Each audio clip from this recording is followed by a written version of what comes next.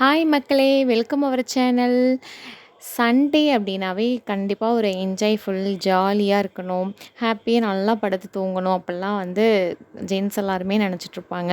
ஆனா வீட்ல இருக்கிற தாய்மார்கள்லாம் என்ன நெனச்சிட்ருப்போம், இன்னைக்கு அவர் வீட்ல இருப்பாரா? நாம என்ன பிளான் பண்ணி அவர வந்து வேலை செய்ய வைக்கலாம் அப்படின்னு சொல்லி பிளான் பண்ணியிருப்போம்.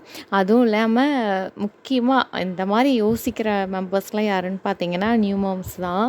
குழந்தையும் வச்சுக்கிட்டு வீட்டு ஒர்க்கும் பார்க்குறது வந்து கொஞ்சம் சிரமம் தான். பட் எல்லாத்துக்கும் சிரமம் தான். இருந்தாலும் எக்ஸ்பெஷலி வந்து நியூ மாம்ஸ் எல்லாத்துக்கும்.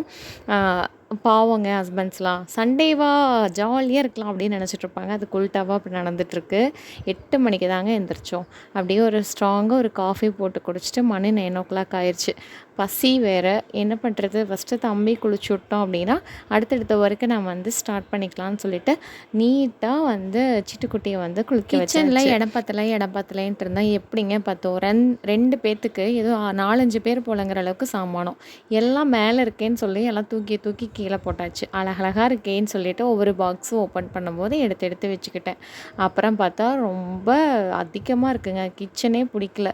ஐயோ! என்னது இது கிச்சனே நமக்கு பத்த மாட்டேங்குதுன்னு ஃபீல் பண்ணிட்டுருந்தேன். அப்புறம் தான் அம்மு வந்துட்டு, "இவ்வளோ திங்ஸ் இருந்தா எப்படி பத்தும்? இதில வேற எலிக்குட்டிலாம் வந்து விளாண்ட்டு வேற இருந்திருக்குன்னு" சொல்லிட்டு, "வேண்டாம் யூஸ் பண்ணி ரொம்ப டைட்டாக இருக்குது யூஸ் பண்ணுறதுக்கு" அப்படிங்கிறத மட்டும் எடுத்துட்டு மீதி எல்லாத்தையும் எடுத்துட்டு மேலே போட்டு வச்சிடலான்னு பிளான் பண்ணி இன்னைக்கு எல்லாத்தையும் பிரிச்சுட்ருந்தோங்க. இதுவே பாதி நேரம் போயிருச்சு. இதில வயிறு வேற கபகபன்னு வேற பசிக்க வேற ஸ்டார்ட் பண்ணிருச்சு. என்ன ஏதோ உள்ள கண்ணோட்டமா தெரியுதே அப்படின்னு சொல்லி அமௌண்ட்டுக்கு இது இருக்குமோன்னு சொல்லிட்டு நானும் உள்ளே ஓடி போயிட்டேன். எவ்வளோ இருந்தாலும் எனக்கு வரணும்.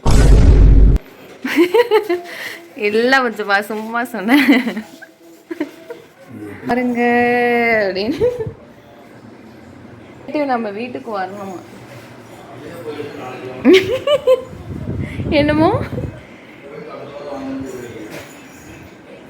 போயிட்டு ஐயோ நாங்கள் வீட்டுக்கே வரலேன்ட்டுருவாங்க. இப்படிலாம் சொல்லலாமா பச்சுப்பா? சுச்சுவேஷன். நீங்கள் தான் செல்லு பிடிச்சிருக்கு. நீங்கள் எல்லா செல்ஃபு கீழே இறக்கி மேலே இருக்கிறதெல்லாம் கீழே இறக்கியாச்சுங்க. இதில் பாதி பிரிக்கிறோம்னு சொல்லிட்டு 3 மணி வரைக்கும் அதே வேலையாக தான் ஓடிட்டுருந்துச்சு. இதில் தம்பியும் வேற அப்பப்போ எந்திரிச்சிட்டான். பாவமாக இருந்துச்சுங்க. எல்லோரும் இருக்கும்போது இந்த ஒர்க் அப் பண்ணியிருக்கணும். அப்போ தான் நான் கொஞ்சம் ரெஸ்ட் எடுத்துருக்கலான்னு சொல்லிட்டு பிளான் பண்ணிகிட்ருந்தேன். அப்புறம் களத்தில் இறங்கியே ஆகணும். வீடியோவை பிடிச்சிட்டு இருந்தால் கட்டுப்படி ஆகாதுன்னு சொல்லிட்டு நானும் உள்ள இறங்கிட்டேங்க. அது வரைக்கும் நீங்கள் என்ன பண்ணிகிட்ருக்கேன்னு யோசிச்சிருக்கலாம். சாப்பாடு வச்சு மீன் குழம்பு வச்சு ரசம் வச்சுட்ருந்தேன். அதுக்கப்புறம் இடையில சைடு வந்து க்ளீனிங் ஒர்க்கையும் பார்க்கலாமே, அம்முக்கு சப்போர்ட் பண்ணலான்னு சொல்லிட்டு நானும் உள்ளே வந்துட்டேன். அதுவும் இல்லாமல் நாம் கொஞ்சம் நமக்கு பிடிச்ச மாதிரி அரேஞ்ச் பண்ணிட்டோன்னா எடுக்கிறதுக்கு கொஞ்சம் ஈஸியாக இருக்கும். அதனால் நானும் வந்துட்டேங்க. இந்த பச்சை பயிறு காய வச்சேன் 1 மாதமாக காஞ்சிட்ருக்குதுங்க. பாவம்.